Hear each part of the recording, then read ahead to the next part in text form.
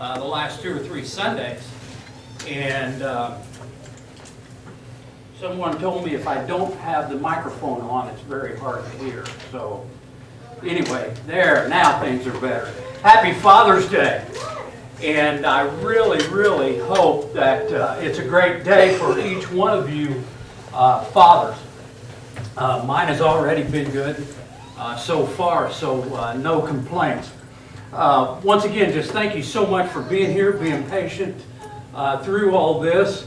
And, our country's going through a lot of changes right now. And we need to definitely be praying for our country, for our leaders, that kind of thing. And as you've heard me say many different times, that if you look at it, to change the whole world, it's hard for us to do, but we can change our world. So make sure that you're doing everything in your world to make that much better, and not just mushrooms. Okay. Enough about that. Since it is Father's Day, I found this. As a matter of fact, it was in a sermon that I preached not long ago. It says, the men's thesaurus, however you pronounce that.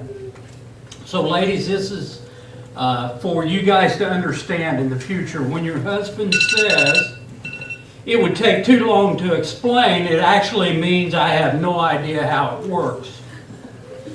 When the husband says, take a break, honey, you're working too hard, he means I can't hear the TV over the vacuum cleaner. When a man says, that's interesting, dear, he means, are you really still talking?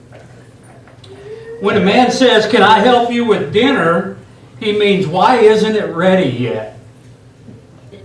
When a man says, sure, honey, yes, dear, he means absolutely nothing. That's just a conditioned response. Now, hey, you know what? I pick on the ladies, so I got to pick on the guys too. This one here is actually me last week. When a man says, oh, don't fuss, I just cut myself, it's no big deal, he means I have probably severed a limb, but I will bleed to death before I admit that I'm hurt. When a man says, I could never love anyone else, he means I'm used to the way that you yell at me and I realize it could be worse. Oh, when a man says, you look terrific, he means, oh, please don't try on one more outfit. We're late and I'm starving. Now, the last one, when a man says, that's not what I meant, he means if something can be interpreted 2 ways, and one of the ways makes you sad or angry, I meant the other one. Oh, come on, we've all been there. So let's have a word of prayer and we'll get into the message. Father in heaven, thank you so much. You're such a great God. Father, you bless us. You take care of us beyond measure. And Father, it's my prayer that today, that as we come to worship, we not only recognize the earthly fathers, but we recognize you as our heavenly Father. It's my prayer that, Father, it's not what the words that I'm wanting to say or anything that comes from me, but it comes from you. But most of all, let's get all distractions away from me, distractions away from everyone else, so that they can pay attention and take heart for whatever it is that they need to hear. Thank you so much for sending your Son to die on the cross, and it's in His name that I pray. Amen. All right, so here, as parents, this sermon that I'm preaching this morning is basically more a parenting sermon than just a Father's Day sermon. I preached this sermon roughly 14, 15 years ago. Something like that. I wrote that, and I'm going to be honest with you up front, and this may want to make you pay particular attention, that I caught a lot of flack when this sermon was over. As you can see, it says, send them packing. And I wrote this sermon, the year that I wrote it, Our oldest daughter got married, the son graduated high school and went off to college, and our youngest daughter got her driver's license. All in the same year. And it got me to thinking, you know, when are they all going to get out of the house? So that's what this sermon is about. Send them packing. Now, before you go to judge me, let's listen to the whole sermon, because we're going to go through and we're going to talk about things as they go through their lives that we should be packing for them, so that whenever they leave the house that they're trained up. Because, you know, quite honest, we don't raise our kids to keep them at home. We don't raise our kids to keep them at home. We are raising our kids to go out and be good citizens, to be an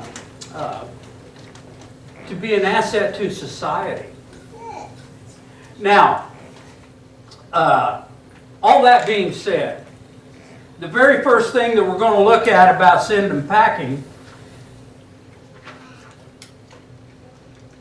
is send them packing with a Bible. Actually, I have another set of verses to read before that. 1 Thessalonians 2, 10 through 12. It says, "You are witnesses, and so is God, of how holy, righteous, and blameless we were among you who believed. For you know that we dealt with each of you as a father deals with his own children." Listen to this closely. "Encouraging, comforting, and urging you to live lives worthy of God, who calls you into His kingdom and glory." Now that's the guidelines that we should all be using as parents. Comforting, urging, making sure that our children live positive lives, and that they live lives that are worthy of God. So the first thing that we want to send them packing with is a Bible. Is a Bible. We need to show them our faith. Hebrews 11:6 says, "And without faith it is impossible to please God, because anyone who comes to Him must believe that He exists and that He rewards those who earnestly seek Him." Now, we've probably read this verse 100 times or maybe even more. And I think most people that I've heard talk about this, they skip over that word, impossible. Impossible. And right there it says that it's impossible to please God without faith. It's impossible to please God without faith. What is impossible? Not capable of being accomplished. So, we need to make sure that our children have faith. Now, how do they do that? They see our faith. When your children, I don't care if they're this tall or if they're grown up and out of the house, when they look at you, do they see faith coming out of you? We need to make sure that they see us reading our Bibles, attending church. We need to make sure that our kids, once they leave the house, that they take that faith with them. So make sure that as they're growing up that you pack a Bible for them. The next thing that we need to pack is a cell phone. Cell phone prayer. We need to make sure that our kids know that we have a prayer life. Philippians 4, 6, and 7. "Do not be anxious about anything, but in everything, by prayer and petition, with thanksgiving, present your requests to God, and the peace of God, which transcends all understanding, will guard your hearts and your minds in Christ Jesus." Now, if you look in that verse, it says everything. With petition, pray about everything. You know what that means? Everything. That's exactly what it means. Everything. And you know, your kids need to see that you are prayer warriors. that you talk to God about everything that's going on in your life, good or bad. Our nephew was involved in a bad car accident many years ago. And prayers were lifted up. And immediately, whenever we heard about it, our family got together and we prayed. Then we drove over. He lived in Indiana. And through the course of prayer and everything else, that he made it. After that point, oftentimes, whenever situations would come up, one of our kids usually were the first ones to say, we need to pray about it. Made me feel good. And I'm not saying that, because I'm just saying that as parents, we need to make sure that our kids understand that we believe that God can take care of anything and everything. Take everything to God. So whenever you send them off, make sure that they have a cell phone and it reminds them about prayer. Third thing, this one's going to be tough for everybody. Is pack a credit card. Pack a credit card. Trust. Trust. You have to show your kids that you trust them. Now, when I wrote this sermon, it was difficult for me to come up with, okay, what am I going to come up with that shows trust? Nothing shows trust like a credit card. Not very many of us would share a credit card with someone else. We wouldn't do it. It's even difficult inside our own family.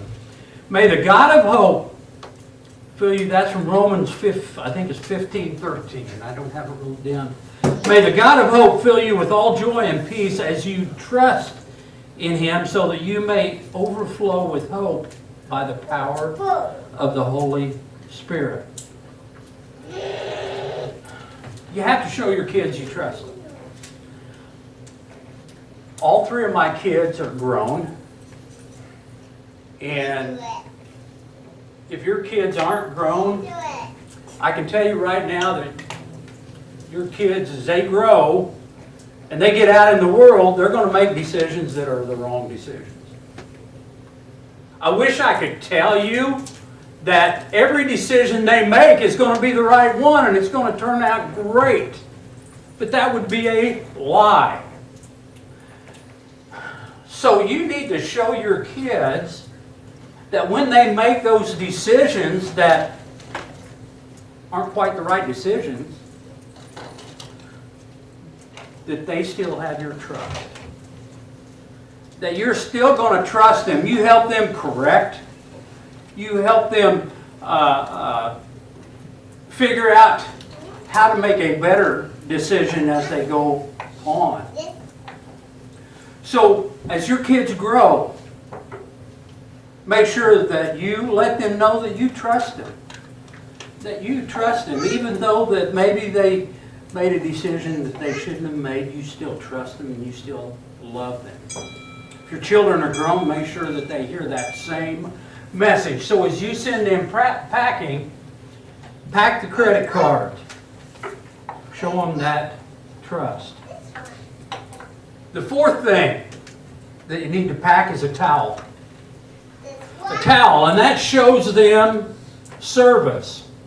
Service. Matthew 20:25 through 27. Jesus called them together and said, "You know that the rulers of the Gentiles lord it over them, and their high officials exercise authority over them. Not so with you. Instead, whoever wants to become great among you must be your servant, and whoever wants to be first must be your slave." Now, we live in a society that is a serve me society. In other words, what are you going to do for me? What are you going to do for me? And it's so easy to get caught up with that. And our kids need to see that if you really want to achieve success, that you have to serve others. This is a lesson that I learned from my mother. Learned it so well. All the neighbors in our neighborhood, Mom just done a great job of taking care of every one of them. And I saw that, and that made a great impression on me. Could I do more? Yes, I could do more. I still fail in a lot of areas. However, I think as my kids were growing up, they saw that, and I think every one of them have a servant's heart. Make sure that your kids see you serving others. If you want to be a good father or a good parent, make sure that they see you serving others. That show them that you spell service, S-E-R-V-I-C-E, and not S-E-R-V-E-U-S, serve us. Send them packing with a towel. The fifth thing, pack a compass. Teach them morals and values. Morals and values. Proverbs 6:16-19. There are 6 things the Lord hates, 7 that are detestable to Him: haughty eyes, a lying tongue, hands that shed innocent blood, a heart that devises wicked schemes, feet that are quick to rush into evil, a false witness who pours out lies, and a man who stirs up dissension among brothers. Your kids need to see that you don't fall into any of these categories. You know, and this is one of those verses, I'm going to be honest with you, I don't enjoy talking about these, but you know what? We have to. We have to, because this is what telling us that God hates. Haughty eyes. Is there something that you want that somebody else has? That's what that's talking about. That you want something somebody else has. Make sure your kids see that you're content.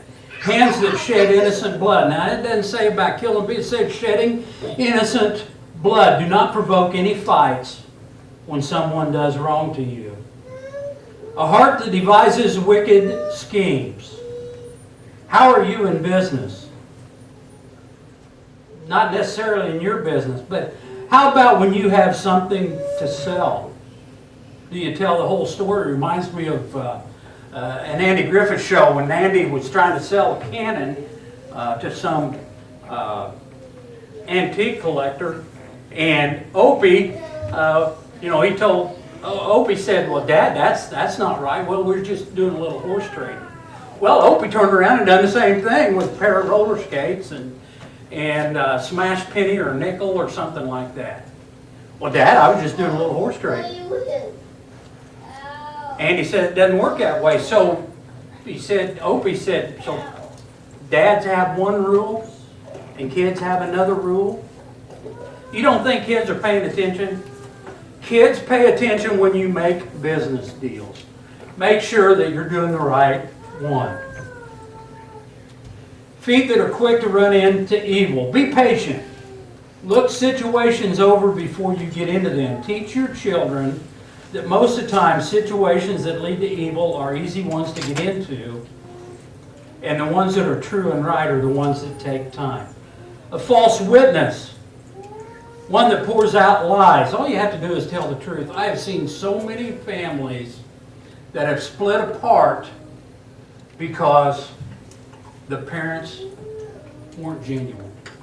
You know what? All your kids want to know is that you're real. And it doesn't matter what age they are, whether they're little or whether they're grown up. Your kids want to know that you're real, that you live life the way you say you're going to live. That's what that's talking about. Make sure that they see you doing right. Be real. Be genuine. God hates stirring up dissension among brothers. Are you a troublemaker? When I was a supervisor and in management, one of the things that I found, most of the people that caused trouble had nothing to do with the situation in the first place. They seen a situation that they, in their mind, was wrong, and they started stirring up trouble about it. You know, and they come to me and I say, and that affects you how? That affects you how? Make sure that you're not one that stirs up trouble. So whenever your kids are growing and whenever they leave, make sure that you pack a compass to teach them morals and values. The sixth thing, pack a pair of work gloves. Work gloves. Teach them a good work ethic.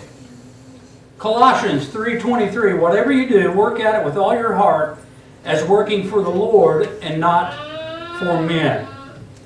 Now this one, I was taught this lesson when I was about 18 years old. We'd gotten, I don't know, 6 or 8 inches of snow. And I got up that morning and I called my boss and said, listen, I'm not going to be able to make it in today. Well, at that time, my mom worked in Salem overnight. She didn't have a driver's license. Somebody had to pick her up. Well, my dad went down, picked her up, came home, and he seen I was still home, and I can tell you right now, he wasn't happy about it. He said, when you tell someone that you're going to go to work for them, that's what you're going to do. When you say you're going to show up for work, that's what you're going to do. And that's what I did. I got in my car and I drove to work. I made it. My boss was surprised, but he treated me different after that. He treated me different after that. And that taught me a work ethic that I think that this generation coming up needs to learn. And I'm not going to dwell on that a whole lot. Once again, I can't change the world, but I can take care of my world. Same with you. Make sure that your family, your kids, no matter what age they are, that they see that you have a good work ethic. Whenever you tell someone that you're going to be there and you're going to do something, that you show up and you do it. You show up and you do it.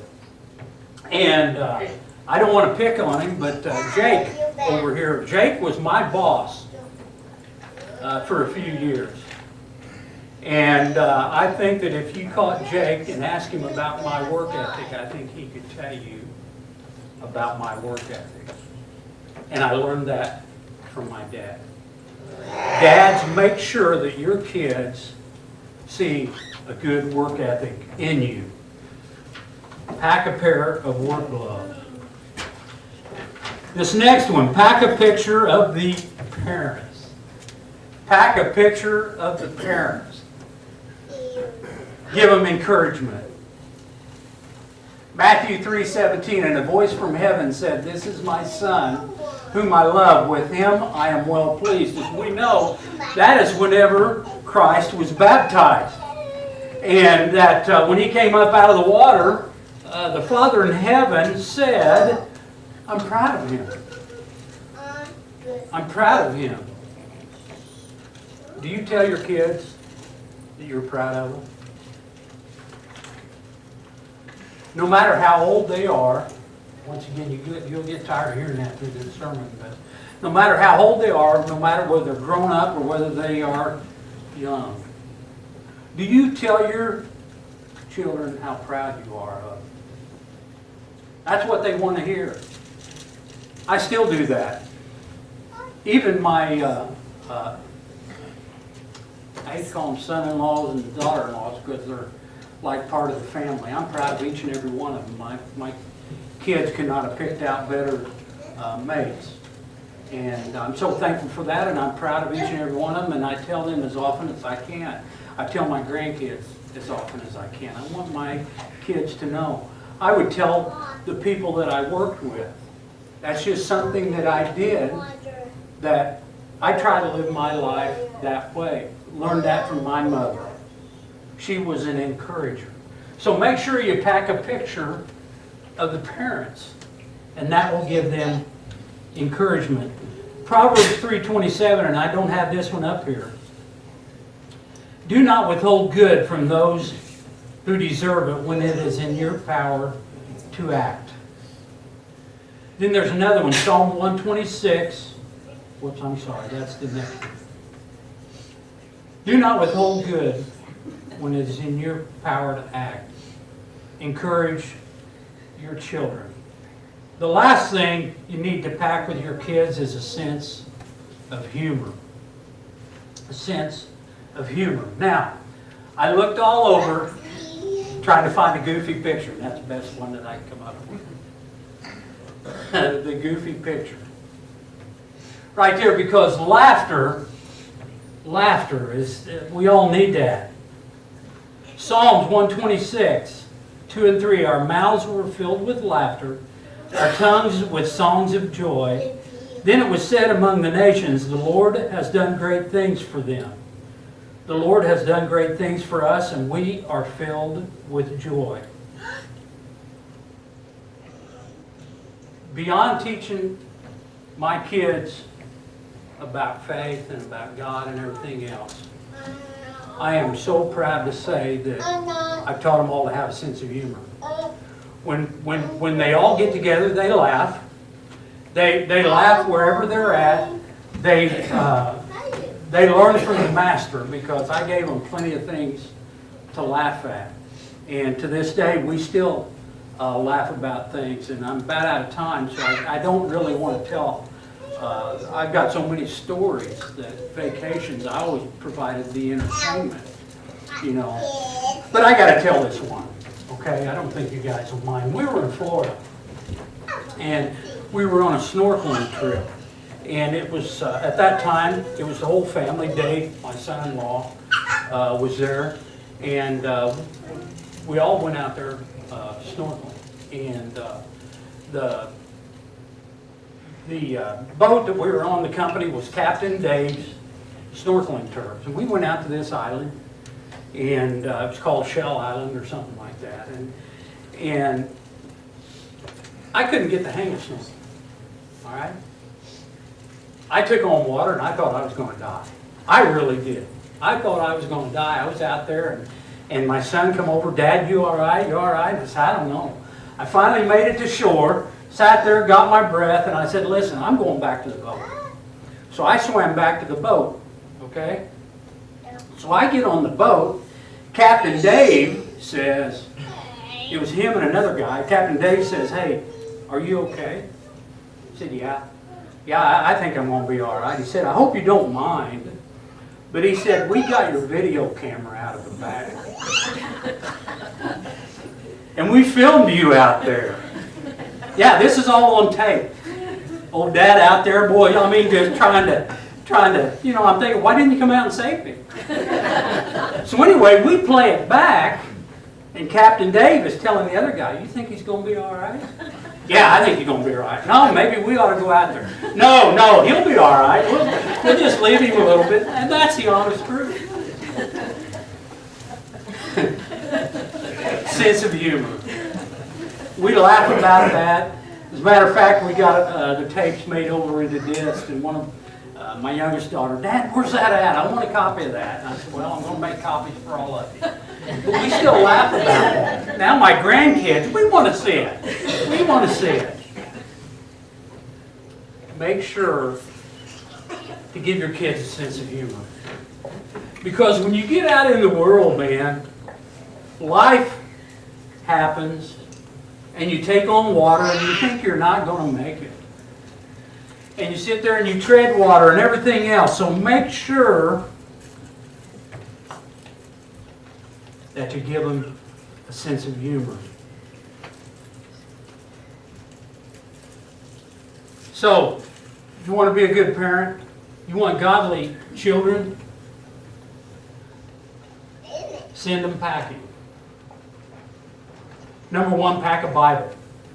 Show them faith. Number two, pack a cell phone. Teach them how to pray. Number three, pack a credit card. Show them that you trust them. As I said, they're going to make some wrong decisions. I wish they didn't, but they will. They will make some decisions that aren't going to be in their favor. Make sure you still trust them. Pack a towel. Show them service. Pack a compass, morals and values. Pack a pair of work gloves, work ethic. Give them a picture of the parents, encouragement. And make sure that you give them a sense of humor.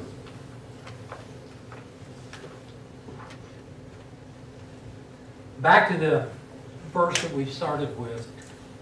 You are witnesses, and so is God, of how holy, righteous, and blameless we were among you who believed. For you know that we dealt with each of you as a father deals with his own children, encouraging, comforting, and urging you to live lives worthy of God, who calls you into His kingdom and into His glory. So there it is in a nutshell. You want to be a good parent? Encourage your kids. Encourage them. Comfort them. Lift them up. Go through these steps.